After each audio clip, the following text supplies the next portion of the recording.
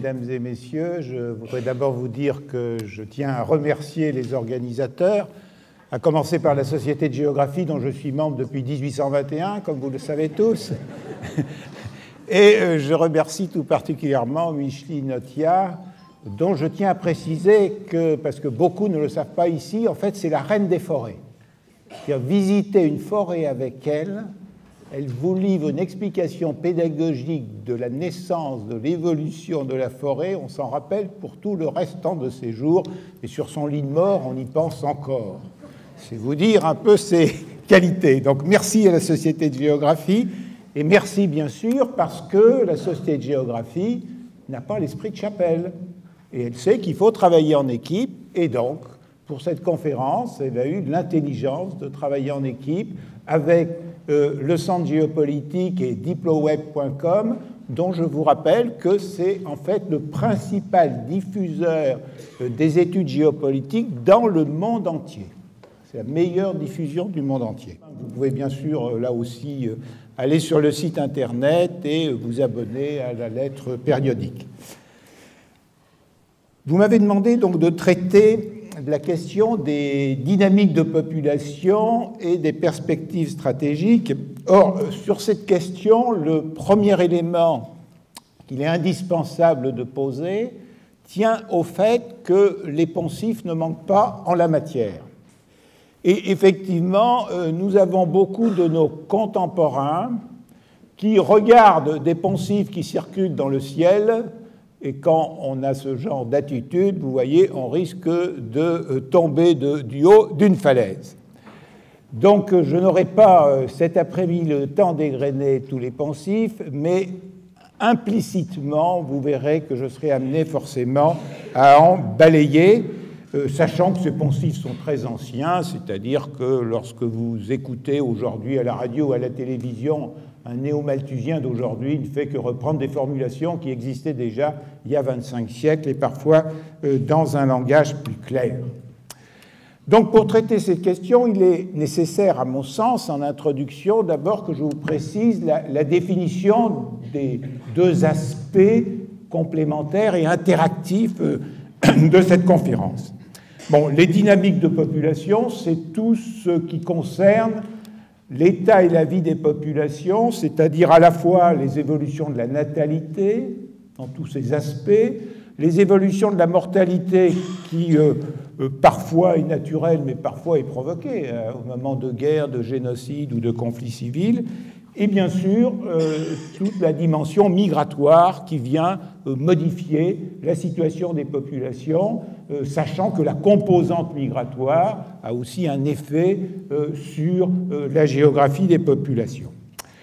Concernant les perspectives stratégiques, je les définirai très simplement, et certains vont peut-être trouver que ma définition est trop simpliste, mais qu'importe, comme le fait d'étudier ce qui pourrait modifier le rang d'un acteur stratégique, par exemple d'un État. Je dis par exemple d'un État parce que souvent au départ de la littérature, on voit la question des perspectives stratégiques considérablement étudiée pour les entreprises. Et c'est souvent seulement après qu'on s'est dit, mais c'est un concept qui peut être utile aussi dans la réflexion sur l'évolution des États. Donc tout ce qui peut modifier le rang d'un acteur dans son environnement. Et je dirais simplement, si vous voulez, un mot de ma méthode, mais avant, il faut quand même rappeler, surtout pour les plus jeunes d'entre nous, que nous revenons de très très loin. Parce qu'en réalité, la réflexion sur les perspectives stratégiques a été extrêmement étroite pendant les 40 ans qui ont suivi la Seconde Guerre mondiale. On se contentait en quelque sorte de considérer que le monde pouvait être analysé d'un point de vue stratégique simplement en distinguant les pays qui avaient le feu nucléaire et ceux qui ne l'avaient pas, essayant de s'endosser auprès de ceux qui l'avaient. Et donc on oubliait que la compréhension des perspectives stratégiques suppose de prendre en compte d'autres déterminants que la possession ou non du fait nucléaire, et donc en particulier de prendre en compte l'évolution des questions démographiques, donc de prendre en compte le paramètre démographique dans l'analyse stratégique. Alors, c'est celui que nous allons étudier cet après-midi. Je tiens à préciser que même si je vais vous livrer un certain nombre d'éléments, il ne s'agit pas pour moi de dire que les questions de population expliquent à elles seules l'ensemble des perspectives stratégiques. Mon objectif, c'est plutôt de vous montrer qu'il est impossible d'étudier sérieusement des perspectives stratégiques si on ne prend pas aussi en compte le facteur lié aux évolutions de population. Et pour cela, en simplifiant quelle méthode j'utilise, eh bien, en fait, la méthode expérimentale de Claude Bernard, alors appliquée aux sciences sociales, bien entendu. Donc, je vous rappelle l'observation des faits. Après avoir observé les faits, j'en tire un certain nombre d'enseignements, et ensuite, je vais vérifier si les enseignements sont bons.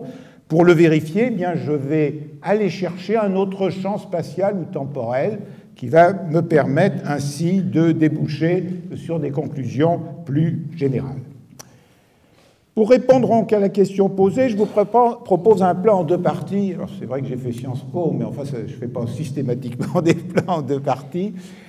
Première partie, il importe d'essayer de repérer dans l'histoire ce qui nous permet de comprendre combien les dynamiques de population sont coactrices des évolutions stratégiques. C'est-à-dire déjà la connaissance de l'histoire nous fournit un socle permettant de répondre à notre problématique. Et dans une seconde partie, eh bien, je vous proposerai de nous tourner vers le futur. Et pour éclairer chacune de ces parties, je vous proposerai 6 exemples. C'est déjà peut-être trop, donc je ne ferai que les résumer. Mais cela permet de montrer combien il est possible d'étudier notre question dans l'ensemble des territoires du monde. Alors, premier exemple que je vous propose, les États-Unis. Nous sommes en 1800, les États-Unis viennent de procéder à leur deuxième recensement décennal. Le résultat, grosso modo, 5 millions d'habitants. Donc un pays qui est moins peuplé que l'Irlande, et moins peuplé bien sûr que les grandes puissances européennes que sont la France, l'Espagne, le Royaume-Uni ou l'Allemagne et l'Italie, même si elles ne sont pas évidemment encore réunifiées en 1800. Or, ces États-Unis, donc très peu peuplés, personne ne peut imaginer en 1800 qu'elles deviennent ce que Raymond Aron appellera ensuite une république impériale. Et pourtant, c'est ce qui est arrivé. Alors, vous le voyez à travers ces graphiques que je vais simplifier par 2 données, l'une qui est sur le graphique, l'autre qui n'y est pas. C'est précisément en 1850 que les États-Unis deviennent plus peuplés que le Royaume-Uni, et c'est précisément en 1900 que les États-Unis deviennent plus peuplés que la vaste Russie. Donc ce petit pays va devenir en fait l'un des premiers du monde en nombre d'habitants, et ceci est le résultat, bien entendu, comme chacun le sait ici, de son attraction migratoire, avec notamment des millions d'Européens qui vont gagner les États-Unis. Mais il faut rappeler aussi que l'essor démographique des États-Unis, il est lié également à l'accroissement naturel, c'est-à-dire d'une part à une forte natalité et d'autre part à une faible mortalité. Forte natalité qui est déjà citée par Adam Smith, le grand économiste en 1776, qui constate que la natalité aux États-Unis est plus forte qu'en Angleterre. Et faible mortalité, d'abord parce que les États-Unis accueillent des immigrants. Or, les immigrants qui ont réussi à supporter déjà le voyage et qui ont eu l'idée de le faire, eh bien, ce sont plutôt, en moyenne, ils sont plus résistants que la moyenne des populations des pays de départ. Donc, ils accueillent finalement des personnes en moyenne plus résistantes, et dans un pays qui offre beaucoup plus d'eau potable, je parle notamment au début du XVIIIe siècle, bien entendu, et des possibilités d'alimentation très importantes. Et donc ce nain démographique de l'année 1800 va devenir donc un grand démographique Et bien sûr, c'est ce qui va lui permettre de devenir une grande puissance que les États-Unis ne seraient jamais devenus si elles n'avaient pas connu cette forte croissance démographique. Je rappelle que ça a été la plus forte croissance démographique de l'ensemble des pays du monde. Je vous propose maintenant, puisque nous partons là des États-Unis, de nous glisser dans une autre région du monde dans laquelle les États-Unis se sont investis, c'est-à-dire la Corée.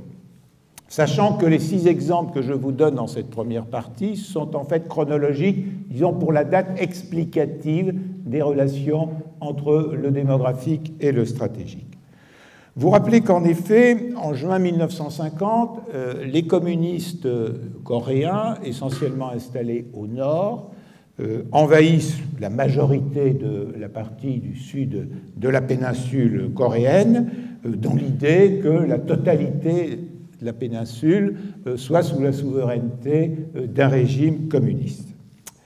Donc les États-Unis y apportent une réponse en créant une coalition dans un contexte où cette coalition a un démarrage militaire qui est approuvé par l'Organisation des Nations Unies. Alors cela peut surprendre certains éventuellement, c'est que nous sommes, dans cette année 50, à une époque où l'URSS pratique la politique de la chaise vide au Conseil de sécurité des Nations Unies. Donc l'URSS n'est pas là pour exercer son droit de veto et donc pour empêcher l'ONU de reconnaître la justesse de l'action de cette coalition. Cette coalition va très rapidement, en quelques mois, en 3 mois pratiquement, reconquérir la partie majeure de la péninsule sur les troupes communistes. Or, la réaction qui va venir par la suite de Pékin, puisque c'est Pékin et Moscou qui soutiennent essentiellement les troupes communistes, c'est que Pékin va mobiliser ce qu'il appelle, et je mets le mot évidemment entre guillemets, des volontaires, c'est-à-dire des centaines de milliers de jeunes Chinois qui sont enrôlés à la va-vite dans l'armée chinoise, qui ont une formation extrêmement légère, voire très faible, qui ont des équipements pas non plus extraordinaires. Et donc, on va se trouver assez rapidement dans une situation où, d'un côté, nous avons une armée américaine. J'oublie que la France a participé. Il y a un certain nombre de pays qui ont participé à côté des États-Unis à la guerre de Corée, bien sûr. Donc une armée, je dirais, professionnelle en quelque sorte, d'un côté, et de l'autre, une armée de soi-disant volontaires. Et donc assez rapidement, on est dans une situation d'une sorte de boucherie face à l'asymétrie entre les deux types d'armées qui sont en confrontation. C'est ceci qui va conduire les États-Unis peu à peu à considérer que cette asymétrie engendre une mortalité absolument épouvantable du côté communiste, et ça va être un élément qui va expliquer non seulement la décision de parvenir à un cessez-le-feu, mais surtout, ce qui est beaucoup plus important, l'acceptation par les États-Unis de mettre la ligne de cessez-le-feu sur le 38e parallèle, c'est-à-dire à un niveau plus au sud par rapport au territoire qui était occupé par l'armée de la coalition. Donc vous voyez dans quel contexte, et c'est d'ailleurs ce qui explique qu'environ 2 millions de Coréens qui habitaient au nord du 38e parallèle sont vite descendus vers le sud en même temps que les armées de la coalition. Malheureusement, un certain nombre d'entre eux sont morts au moment de ce passage vers le sud. Donc nous sommes effectivement dans cette loi du nombre d'un pays, la Chine, pays le plus peuplé au monde à ce moment-là et toujours encore aujourd'hui, qui peut se permettre, compte tenu de son régime assez autoritaire, du jour au lendemain, d'envoyer des centaines de milliers de jeunes se faire tuer pour la plupart. Alors les chiffres sont discutables selon qu'on regarde les statistiques américaines, les statistiques de la Chine, mais ils sont dans tous les cas épouvantablement élevés, et surtout l'écart de mort entre la coalition dirigée par les États-Unis et l'armée communiste est absolument considérable dans un rapport qui est en gros de 1 à 3. Donc vous voyez que là aussi, nous avons la nécessité de prendre en compte le nombre pour comprendre cette réalité stratégique qui est ressortie de la guerre de Corée. Revenons plus près de nous, et désormais nous sommes en 1830, dans une France qui a quelques soucis du côté de sa mer méridionale, la Méditerranée, dans la mesure où s'y déploie une certaine piraterie, ce qui va conduire donc en 1830 le roi à demander à la marine militaire, d'accompagner des navires marchands pour que ceux-ci ne soient pas attaqués par de la piraterie en Méditerranée et ne se retrouvent pas éventuellement prisonniers à Alger. Là, je vous montre d'ailleurs un monument qui se trouve à Toulon, sur la plage, et qui rappelle effectivement ce départ de 1830.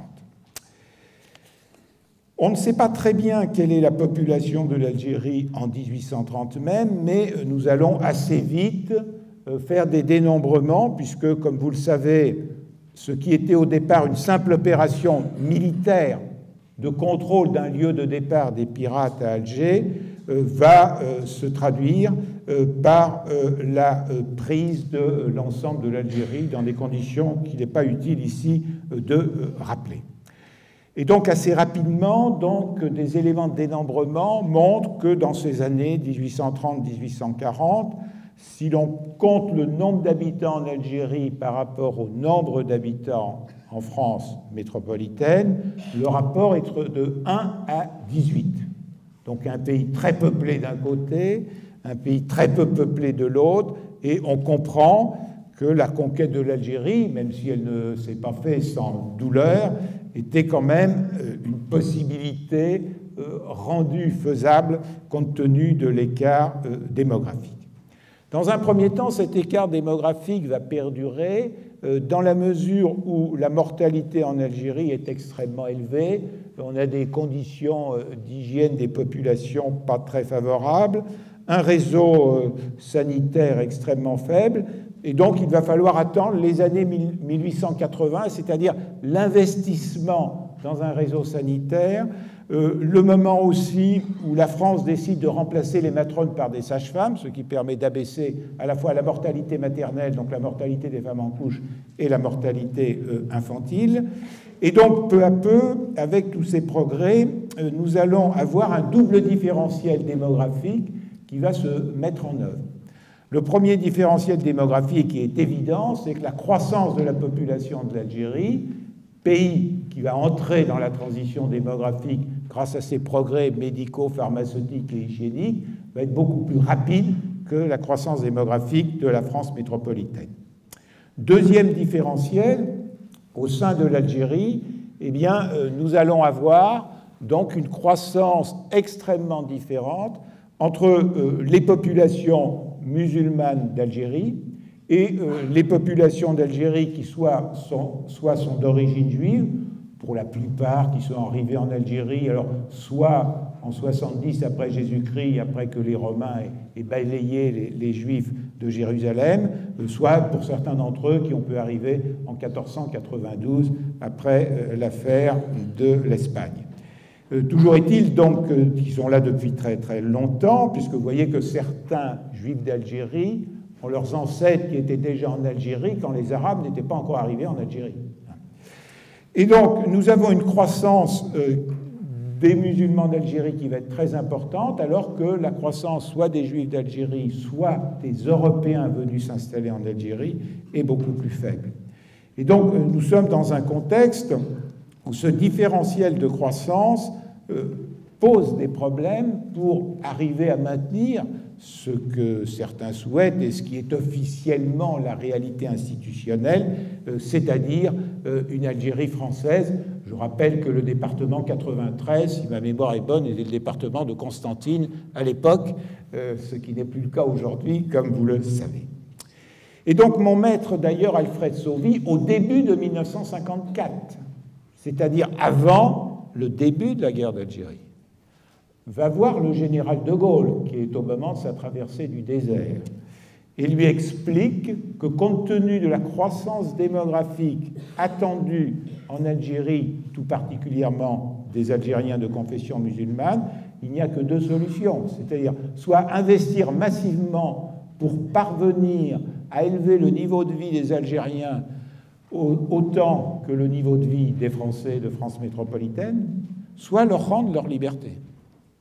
Bon, tout le monde connaît la suite, et cette courbe un petit peu la résume, c'est-à-dire qu'un pays qui représentait donc 1/18 de la population de la France en 1830 en représente aujourd'hui 60% de la population de la France. C'est la dynamique de la transition démographique. En nous rapprochant de la date d'aujourd'hui, je vous propose désormais d'arriver en 1989. En effet, en 1949, donc quelques décennies auparavant, a été créée la République démocratique d'Allemagne, l'Allemagne de l'Est, pays communiste sous la dépendance de Moscou. Et c'est un pays qui, dès 1949, a de très grosses difficultés dans la mesure où sa population, et tout particulièrement sa population de jeunes actifs, fuit ce pays pour rejoindre l'Allemagne de l'Est parce qu'il considère que ce régime liberticide du communisme est-allemand n'est pas supportable. Je vous rappelle simplement un chiffre de 1949 à 1958, malgré le rideau de fer, nous avons 3 millions d'Allemands de l'Est qui quittent l'Allemagne de l'Est pour aller en Allemagne de l'Ouest. C'est un chiffre absolument colossal, et c'est la raison pour laquelle, je vous rappelle où était ce fameux rideau de fer, et c'est la raison pour laquelle, en août 1961, donc va être construit le mur de Berlin, puisque ces 3 millions passaient essentiellement par Berlin et Berlin-Ouest pour rejoindre l'Allemagne de l'Ouest. Or, que s'est-il passé? C'est que cette Allemagne de l'Est reste un régime liberticide que sa population n'apprécie pas et veut continuer de voter avec ses pieds. Voter avec ses pieds, c'est ce qui se passe en ce moment, vous l'avez vu au Venezuela, avec ces Vénézuéliens qui quittent ce régime liberticide, notamment vers la Colombie. Alors simplement, voter avec ses pieds, c'est un petit peu difficile pour essayer de rejoindre l'ouest de l'Europe. Et donc les Allemands de l'Est vont décider de voter avec leur Trabant. Leur Trabant, vous vous rappelez, c'est leur voiture. Et donc ils montent dans leur voiture, ils vont jusqu'à la frontière tchécoslovaque, pays également communiste, ils traversent la Tchécoslovaquie, ils arrivent en Hongrie, et ils viennent se présenter à la frontière totalement fermée entre la Hongrie et l'Autriche. Et à ce moment-là, la logique du gouvernement hongrois aurait été d'empêcher ces Trabants d'aller plus loin, c'est-à-dire de les empêcher de forcer le barrage que représentait la frontière. Or, le 2 mai 1989, le gouvernement hongrois, gouvernement pourtant communiste, décide de laisser passer ces Trabants à l'une de ses frontières. Cette décision va se prolonger au fil des semaines, et précisément le 10 septembre 1989, donc sous l'effet, vous voyez, d'une pression migratoire très forte, eh bien, nous allons voir un ministre hongrois et un ministre autrichien faire une cérémonie à la frontière pendant laquelle ils coupent ensemble les barbelés du rideau de fer. Et à ce moment-là, vous voyez que le rideau de fer n'existe plus, Pourquoi? Parce que le rideau de fer, c'est comme une chaîne.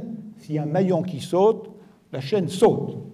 Donc je sais bien qu'il y avait beaucoup plus de journalistes lors de la chute du mur de Berlin, mais ce n'est pas la date importante. La date importante, c'est le 2 mai 1989, parce que dans la décision des autorités hongroises de mai 89 était inscrit inévitablement la chute du mur de Berlin, qui a eu lieu quelques instants après, et qui a eu lieu en novembre précisément.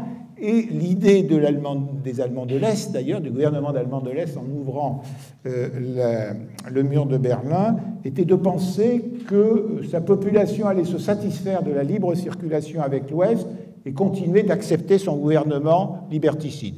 Bon, vous connaissez la suite, bien entendu, ils ne l'ont pas accepté. Donc ce qui est très amusant, c'est qu'avant la chute du mur de Berlin, à partir du moment donc, où le rideau de fer a sauté avec les maillons entre l'Autriche et la Hongrie, eh bien, la blague qui circulait en Allemagne de l'Est, c'était de dire que la réunification était en marche, puisque les 17 millions d'Allemands de l'Est allaient partir en Allemagne de l'Ouest. Donc ça allait totalement réunifier la population.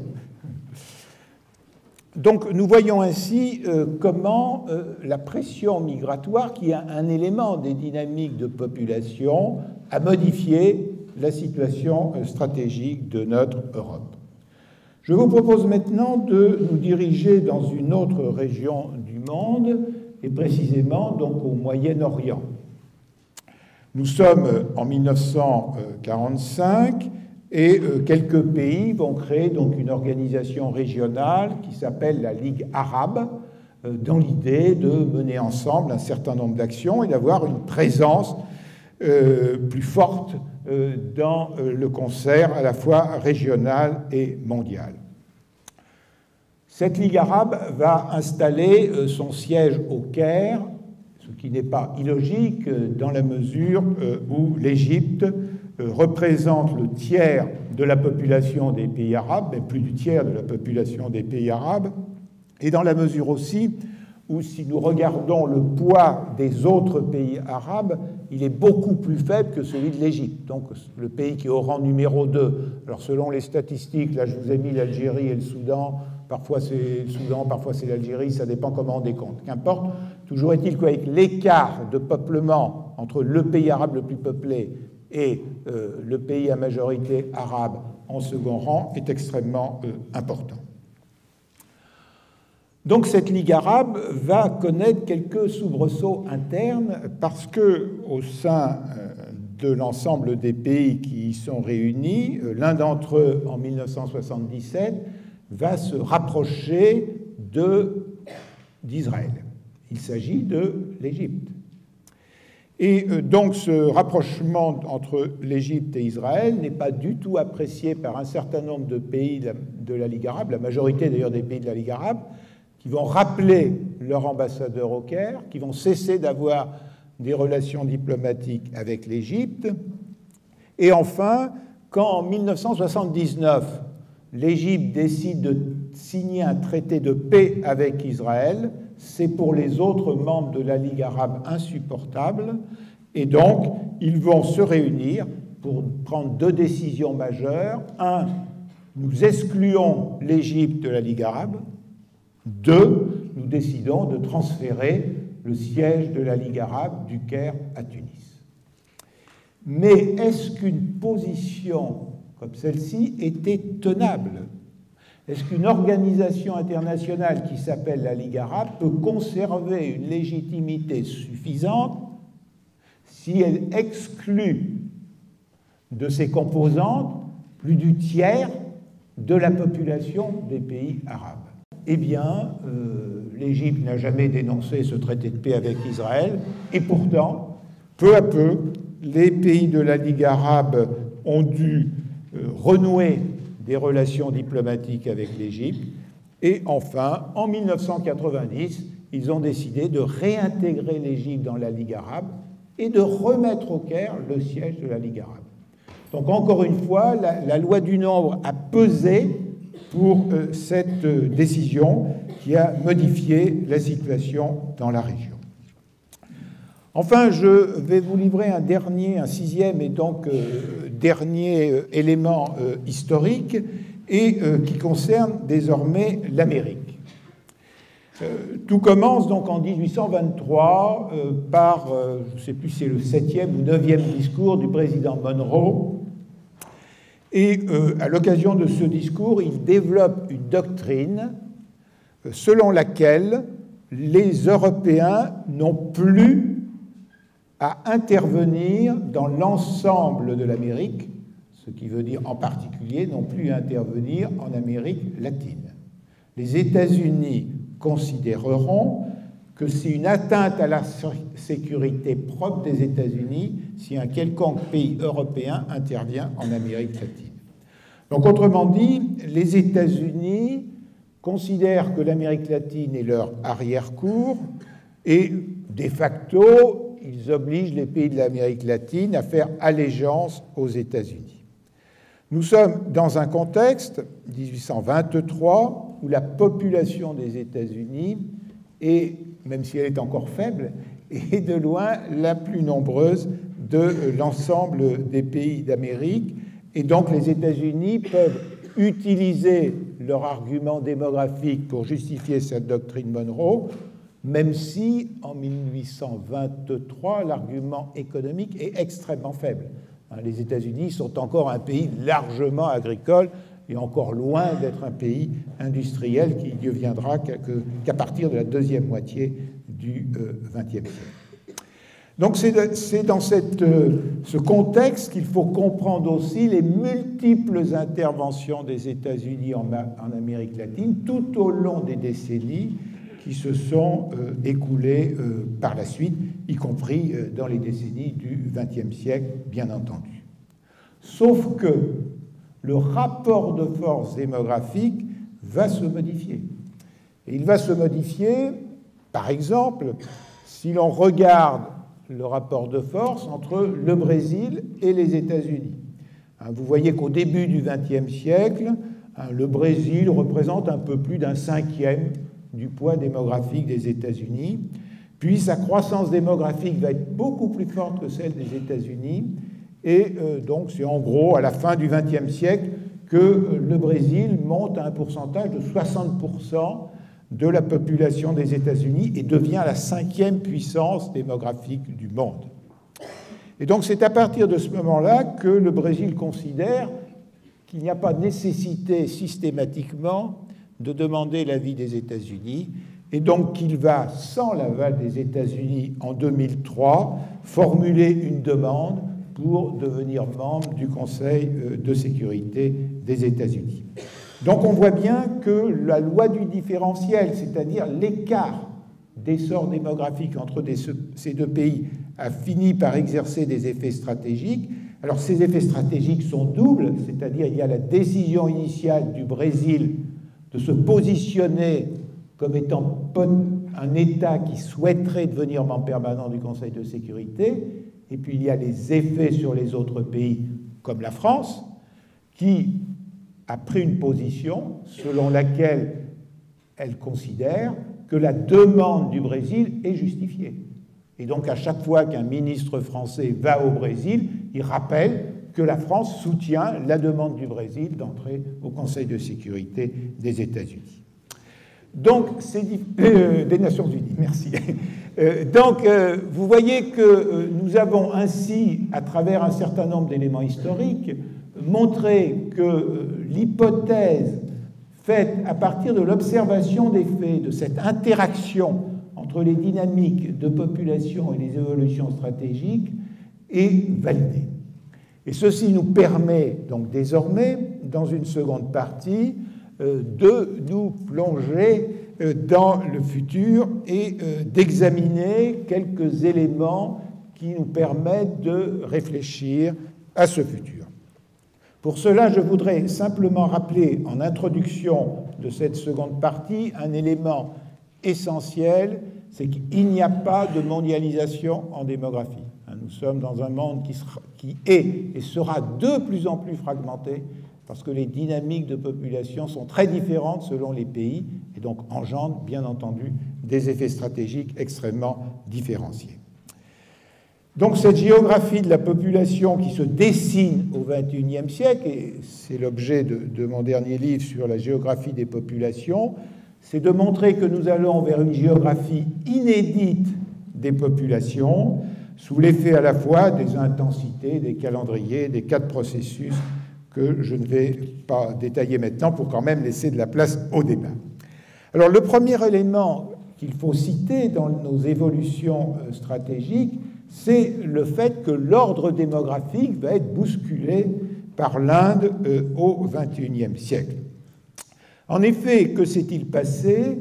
La Chine a mis en œuvre, vous en rappelez, en 1958-1960, le grand bond en avant, c'est-à-dire des mesures coercitives de collectivisation qui se sont traduites par un déclin épouvantable, très élevé de la production agricole et une surmortalité qu'on évalue à au moins 30 millions de morts. Lorsque le gouvernement chinois est revenu partiellement sur ces mesures coercitives pour permettre à la production agricole de redémarrer, eh bien, nous avons eu une expansion démographique un peu comme ce qui peut se produire après une guerre. Et donc, en 1979, les gouvernements chinois, qui n'avaient pas compris les logiques démographiques, ont décidé de mettre en place la politique de l'enfant unique, d'une part avec de la propagande. Voilà une des affiches que l'on peut trouver en Chine. Vous voyez que pour être une famille heureuse, il faut avoir un seul enfant. Le message est clair, mais il y en a de multiples semblables. Et aussi par des mesures coercitives. Là, je vais vous montrer une photo qu'on ne voit jamais en général. Il s'agit de femmes. Vous voyez qu'elles tiennent un livret rouge qui est un peu leur livret de famille. Que font-elles? Eh bien, elles font la queue pour un contrôle gynécologique qui va vérifier qu'elles ne sont pas enceintes alors qu'elles n'ont pas le droit d'y être. Et tous les 6 mois, comme ça, donc vous avez une administration en Chine de 800 000 personnes pour contrôler tout ça. Alors, il y a juste un petit avantage, c'est qu'on leur fait un petit cadeau à la fin que vous voyez ici sur ce graphique. Donc, le résultat de tout ceci, c'est que la Chine est un pays aujourd'hui qui a encore une croissance démographique, mais par effet de vitesse acquise. Et donc, il est quasi certain que sa population va diminuer à compter des années 2030, sous l'effet de cette politique coercitive, dont je vous rappelle qu'une des conséquences très importantes a été un déficit de filles, puisque quand un couple attend malheureusement une fille, eh bien, il considère qu'il vaut mieux s'en séparer. Alors, ça se fait heureusement plus proprement maintenant qu'avant, parce qu'avant, la famille préparait une bassine d'eau bouillante, et quand le bébé sortait, qu'il n'avait pas cette chose extraordinaire qui fait la supériorité du garçon sur la fille, non, l'infériorité, pardon, excusez-moi, eh bien, vous voyez ce qu'on faisait de ce pauvre nouveau-né. Bon. Maintenant, on a une situation un peu différente avec des forfaits échographie-avortement. Voilà. Donc, c'est dans ce contexte du déficit des naissances que l'évolution très probable de la Chine, c'est une diminution de population à partir des années 2030, alors que l'Inde, même si elle connaît la transition démographique, devrait doubler la Chine en matière démographique. Ce rang de plus en plus important de l'Inde, dont je vous rappelle que le pays est devenu milliardaire en population il y a quelques années. C'est évidemment un chiffre symbolique, mais qui a du sens. C'est déjà donc traduit par des réalités stratégiques. D'une part, par le rapprochement entre l'Inde et les États-Unis, qui est lié notamment à ces différentiels démographiques. D'autre part, eh bien, par le fait que l'Inde aussi a demandé à devenir membre permanent du Conseil de sécurité. Et que là aussi, à chaque fois qu'un ministre français va en Inde, il rappelle que la position de la France est de soutenir la demande de l'Inde d'entrer au Conseil de sécurité. Et puis, nous avons vu aussi cette montée de l'Inde, nous, géographes, je dirais, être mis en évidence en 2004 au moment du tsunami. Ce tsunami, vous vous rappelez, qui a ravagé toutes ces régions asiatiques. Eh bien, nous, occidentaux, nous avons dit aux Indiens, on est prêt à venir vous aider pour essayer de surmonter toutes les conséquences négatives de cette catastrophe naturelle. Qu'est-ce que l'Inde a répondu? Mais maintenant, nous sommes des grands, nous n'avons pas besoin de vous. Nous allons nous occuper nous-mêmes des conséquences. Donc, vous voyez ce type de changement. Bien entendu, cette évolution démographique dépend aussi de la capacité de gouvernance du pays, cela va de soi, mais les éléments démographiques sont favorables à des changements stratégiques significatifs. Il en est de même, et ce sera donc mon deuxième exemple, de la question de l'Union européenne. En effet, vous avez vu qu'au fil des années, il y a de plus en plus de questions qui sont décidées au sein de l'Union européenne à la majorité qualifiée. La majorité qualifiée, cela veut dire que 55% des États et représentant au moins 65% de la population emportent la décision. Donc, au Conseil européen, les pays ont un nombre de voix proportionnel à leur population. Donc, cela veut dire que les pays dont la population baisse, la Roumanie, la Bulgarie, ont un nombre de voix qui va diminuer, que les pays dont la population augmente ont un nombre de voix qui augmente. Or, compte tenu des différentiels, eh bien, inévitablement, nous avons des rapports de force qui sont susceptibles de changer. Là, je vous montre simplement une projection moyenne qui a été faite alors avant les dernières arrivées migratoires en Allemagne, qui n'ont pas encore été prises en compte dans les projections. Mais vous voyez que dans cette projection faite par Eurostat, nous étions même dans une situation où la population de la France pouvait éventuellement redevenir plus nombreuse que celle de l'Allemagne à moyen terme, c'est-à-dire retrouver la situation d'avant 1866. Donc ce graphique interroge doublement. Il interroge d'abord pour montrer, bien, par exemple, qu'un pays comme l'Italie, dont la population pourrait passer de 60 millions à 55 millions, va voir son poids diminuer dans les instances européennes. Et puis il interroge bien sûr sur l'attitude à avoir vis-à-vis du souhait d'adhésion de la Turquie. Puisqu'il est clair que si la Turquie adhérait donc à l'Union européenne en 2025, la Turquie deviendrait le pays le plus peuplé de l'Union européenne, avec un pourcentage de voix éventuellement accru à cause du Brexit. Donc ça veut dire que non seulement la Turquie aurait le plus de voix au Conseil européen, et un nombre de voix qui s'accroîtrait, mais aussi demanderait à avoir le nombre le plus élevé de parlementaires européens. Donc il est certain, de toute façon, même si on ne connaît pas les chiffres précis, que les situations stratégiques vont se modifier dans l'Union européenne, tout simplement parce que les dynamiques démographiques sont très différenciées entre les différents pays de notre organisation européenne. Troisième élément, eh bien, la question de la longueur démographique, et là, nous allons parler plus particulièrement de l'Allemagne. L'Allemagne est donc un pays qui, depuis une trentaine d'années, maintenant, a chaque année plus de décès que de naissances. Et donc, sa population, la plupart des années, a diminué, sauf lorsque l'immigration a été suffisamment forte pour compenser le déficit naturel. Mais dans ce contexte, la population active diminue.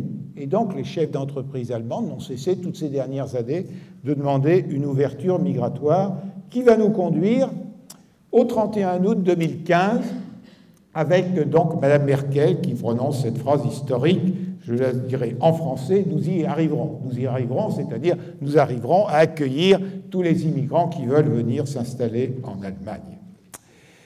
Mais cette phrase, qui était extrêmement volontaire et qui s'est traduite effectivement dans les chiffres. Voilà par exemple l'immigration dans les 4 pays européens.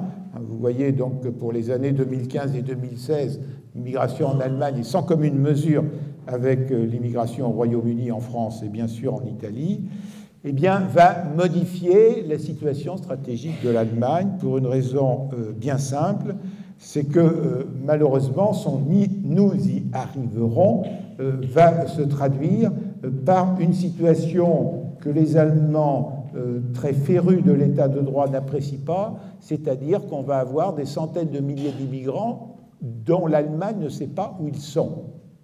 C'est-à-dire qu'ils ne sont plus référencés dans les tablettes administratives de l'Allemagne. Et c'est un des éléments qui explique les votes politiques qui sont intervenus en Allemagne et qui m'ont conduit à rédiger un texte que j'ai appelé La tragédie de Madame Merkel. C'est en 5 actes, hein, ça ne vous surprendra pas. Et c'est un texte que j'ai rédigé, alors même s'il a été publié après, que j'ai rédigé avant que Madame Merkel annonce, je dirais, la conséquence stratégique pour elle et pour son pays de la gestion insatisfaisante de cet accueil de population pour remplacer sa population active, c'est-à-dire qu'elle annonce qu'elle ne se représenterait pas à la présidence de la CDU et qu'elle annonce qu'elle promettait de ne pas se représenter comme chancelière. Et donc, vous voyez bien que la légitimité de Madame Merkel et donc de l'Allemagne, qui était encore considérable au mois de juin 2015, s'est considérablement abaissée depuis, sous l'effet de cette langueur démographique qui a eu ses conséquences en matière de migration, de remplacement. Quatrième exemple, donc la question du vieillissement différencié. Je vais vous montrer des courbes, là aussi, qui mettent en évidence cette fragmentation du monde que j'évoquais tout à l'heure. Alors, il s'agit de la représentation de l'âge médian. Chacun se rappelle que l'âge médian, c'est l'âge qui sépare en deux une population. Donc, la moitié de la population a un âge supérieur à l'âge médian et l'autre moitié de la population a un âge inférieur à l'âge médian. Or, vous voyez les différences considérables qui pourraient se produire selon, qui se sont produites ou qui pourraient se produire dans l'avenir selon les hypothèses moyennes. Vous voyez en particulier cette Chine qui, en 1970, était encore le pays le plus jeune de se représenter sur ma courbe et qui va devenir probablement le pays le plus vieux. Vous voyez aussi combien les États-Unis vont rester beaucoup plus jeunes que l'Union européenne, enfin selon les hypothèses faites, et vous voyez que même l'Afrique va vieillir. Là, on présente le cas du Nigeria. Donc, qu'est-ce que signifie ce vieillissement de la population? Eh bien, il signifie des problèmes dans la gestion des âges. Il signifie des nécessités de financement des retraites, de financement de l'assurance maladie des personnes âgées dans un contexte de gérontocroissance, et il signifie aussi des baisses de population active que l'on voit déjà par exemple au Japon. Or, tout cela peut éventuellement limiter la création de richesses ou contraindre à orienter la création de richesses vers des besoins prioritaires, ce qui est susceptible de diminuer les moyens stratégiques de tel ou tel pays. Donc, ce que je voulais à travers ce cinquième cas, c'est mettre en évidence combien le vieillissement va engendrer des conséquences en matière de perspectives stratégiques. Et beaucoup dans l'actualité, donc, la question de la Turquie et tout particulièrement de ses Kurdes. Ce n'est pas une question, vous me direz, nouvelle. Simplement, on sent bien à travers les discours du président Erdogan que ça reste la priorité des priorités pour le gouvernement turc. En plus, il considère qu'il éprouverait des difficultés à opérer de la même façon qu'il l'a fait en un siècle. Vous voyez ce que je veux dire. Et pourtant, on peut s'interroger sur la stratégie du gouvernement turc en la matière. C'est-à-dire que, est-ce que la Turquie peut parvenir, telle qu'elle le souhaite, à mettre au pas sa population kurde? Je vous rappelle qu'il y a eu, par exemple, en Turquie, un certain nombre de condamnations de personnes qui avaient osé employer le mot kurde, puisqu'il faut parler des Turcs des montagnes, mais pas des Kurdes.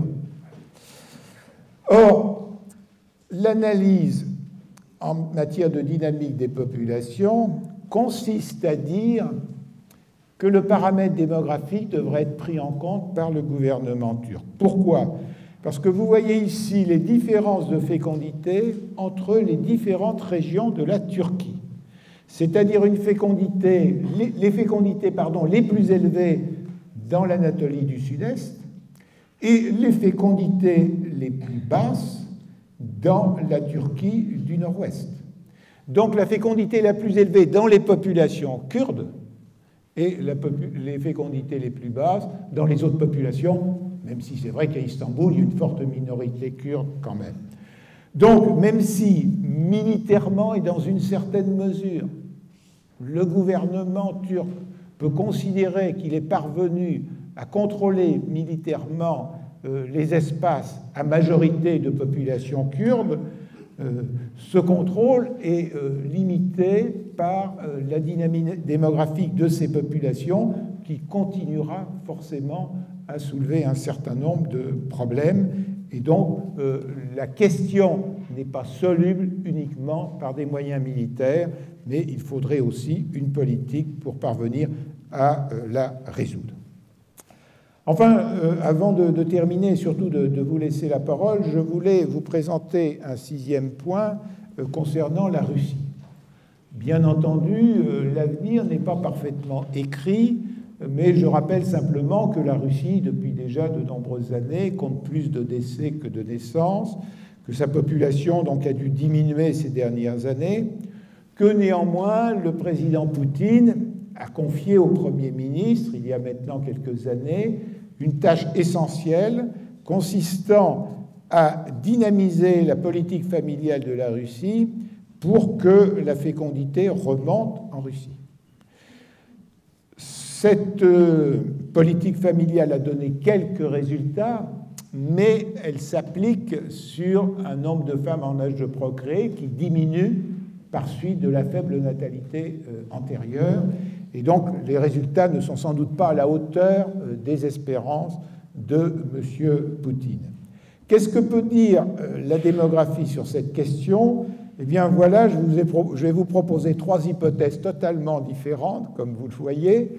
Donc, nous avons l'hypothèse moyenne qui est en bleu. Vous voyez une diminution de la population de la Russie dont il faut surtout examiner la conséquence en matière de diminution de la population active et donc de la population créatrice de richesses. Une autre possibilité, c'est que la Russie bénéficie d'apports migratoires et d'une remontée extrêmement substantielle de sa fécondité, c'est-à-dire en gros d'un doublement de sa fécondité. Et là, nous sommes sur la courbe verte, sauf que les apports migratoires en Russie sont quand même limités. Alors, pour 2 raisons. D'abord parce que la Russie n'est attractive que pour certains pays. Et la seconde raison, c'est que depuis 1990, la Russie a toujours été un peu en hésitation face aux minorités russes du sud-est asiatique, c'est-à-dire d'Asie centrale du Sud, c'est-à-dire soit la Russie se dit « je demande aux Russes du Kazakhstan de venir en Russie pour compenser ma baisse démographique », seulement à ce moment-là, je perds un levier stratégique au Kazakhstan. Donc, les deux solutions, aucune n'est parfaite. Dans une situation où, malheureusement, en plus pour les Russes du Kazakhstan ont une fécondité très faible et plus faible que les Kazakhs du Kazakhstan. Bon, donc, vous voyez que le risque, évidemment, c'est aussi la courbe rouge, c'est-à-dire, en fait, le maintien d'une fécondité très faible, une faible attraction migratoire, et vous voyez que la Russie risque d'avoir quand même quelques soucis à se faire sur ces évolutions stratégiques. Alors, en conclusion, je dirais des choses extrêmement simples. Je vous lirai peut-être une conclusion plus détaillée tout à l'heure. D'abord, il faut retenir comme premier élément, même si je n'ai pas eu le temps de le développer, et si c'est plus développé évidemment dans mon ouvrage sur la géographie des populations, c'est que nous avons un monde de plus en plus fragmenté. Penser que l'évolution démographique est semblable dans tous les pays du monde, c'est une erreur, mais ça tout le monde le sait. Mais penser que l'évolution démographique est semblable dans tous les pays européens, c'est une erreur fondamentale. D'autant plus qu'il y a ce que j'appelle, moi, l'effet tir à l'arc.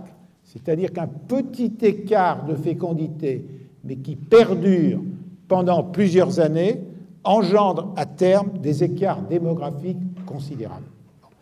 Donc cette fragmentation considérable du monde, il faut la prendre en compte, et bien entendu, elle n'a pas d'effet neutre sur les réalités stratégiques, et donc d'où l'importance d'approfondir la réflexion sur les conséquences stratégiques des évolutions démographiques, ce qui suppose d'abord de bien assimiler les évolutions démographiques, parce que ce n'est que lorsqu'on les a bien assimilées qu'on peut mieux en comprendre les conséquences tragédiques. Merci.